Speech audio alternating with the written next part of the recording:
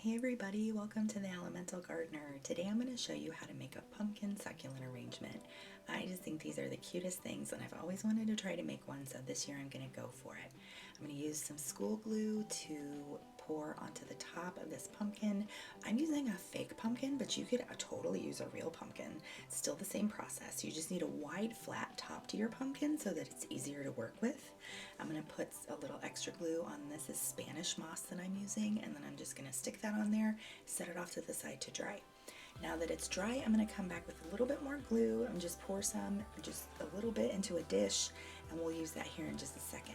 Check and make sure that that moss is really on there, and then I'm going to start snipping my succulents off of my existing arrangements that are overgrown. I'm going to pull off the bottom leaves that don't look attractive anymore, and also it will help the plant start to create roots from wherever I did pull off the leaves.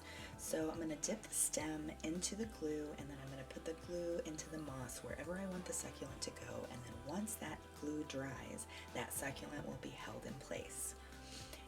If you don't have succulent arrangements like I do, or if you don't have a mother plant or something that's overgrown, you can go to the store and find the biggest succulents that you can and snip them off at soil level, and then pull off the bottom third to the bottom half of the leaves, whatever leaves you with a nice shape on the top, and you can use those instead. You don't have to have existing ones in your house. You just need to find the biggest ones you can find in the store. So working with an arrangement this big, I'm going to split this into thirds. So this is the first third I'm working with here. I'm going to put 3 of these together. Everything that you want to go into your arrangement that is similar, you need to keep in a group. Don't spread it out all over the place. It's too confusing for the eye. So you need to group them together in 3s, 5s, or 7s. Anything bigger than 7 is totally fine. Go crazy. Doesn't matter. I'm going to put in these little jelly bean succulents that are a spiller, but the other reason I want to use these is because of how bright and shiny green they are, and just how well they contrast with the succulent that's in there, just that yellowy orange matte texture, and then those bright shiny green jelly beans next to it. Putting different textures together and keeping everything grouped together is what makes stuff look lush and full and beautiful.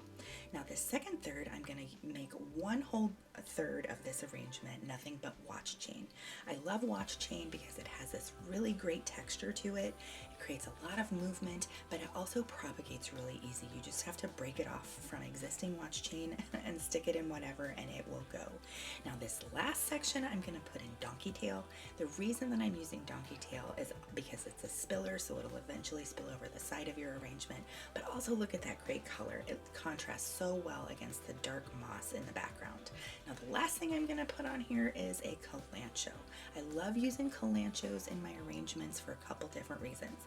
They come in all kinds of shapes and sizes and colors, but a lot of them are fuzzy, and that is another type of texture. So the way that you keep your succulent arrangements looking lush is to put in as many different types of textures as possible too. So we've got matte, we've got shiny, we've got fuzzy. It's working for me here. So I hope, like these starters, you let your creativity take root. Never stop exploring how far you can take your creativity, and never let the fact that you don't know what you're doing stop you from trying. Let your journey be a testament to the boundless possibilities that will come your way when you dare to cultivate, create, and continuously bloom.